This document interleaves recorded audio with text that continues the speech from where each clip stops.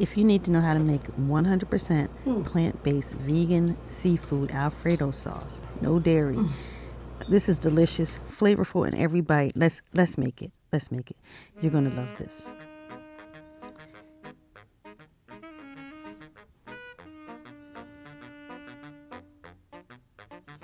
Now, this is taken from a live stream I did on TikTok, which I often do.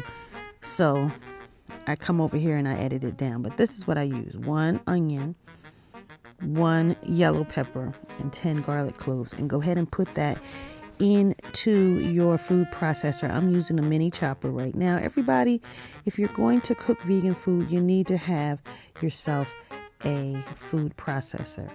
I'm going to do a video later that talks about all the different tools that you need to have if you want to do whole food cooking, vegan cooking, right? There's certain tools you need to have that's going to make it better. So I'm going to blend this up. Got it nice and minced there. You want it minced like this so every bite that you eat has this flavor of this yummy onions and peppers and everything else that we're going to put in here, right? Every bite needs to have flavor. So here I have some vegan shrimp, and we're not going to put it in like this. No, we're going to chop it up. Same thing with our oyster mushrooms. We're going to chop that up. So everything has a bit of flavor, right? Every bite that you taste is going to have flavor. That is what makes the difference between this Alfredo sauce, vegan Alfredo sauce, and other people's vegan Alfredo sauce. I minced everything. Going to use a teaspoon of Old Bay seasoning. Now I'm chopping up several sheets of seaweed snacks, but I'm only going to use one, again in my mini chopper. So just one seafood snack, right? Put that in there. That's going to give it that, I call it a seafood snack. It's a seaweed snack. That's going to give it that seaweed taste. If you want my apron, there you go. So we're going to use no salt Creole seasoning, about 3 tablespoons of that, because it's no salt, so you can use as much as you want.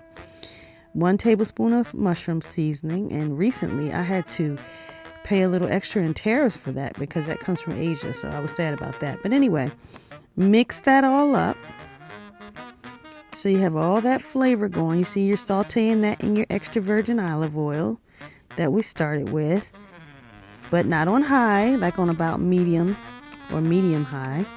Right? And just keep sauteing that. You see all that flavor? Now I'm adding shiitake mushrooms here. This is optional. You can add shiitake mushrooms. You could grill up some vegan sausage and put it in here. It's up to you. But this is a chunkier bit that I'm putting in here, right? Make sure you de-stem the shiitake mushrooms if you get them whole. Now I tasted it a little bit. Make sure it tastes good, and it does.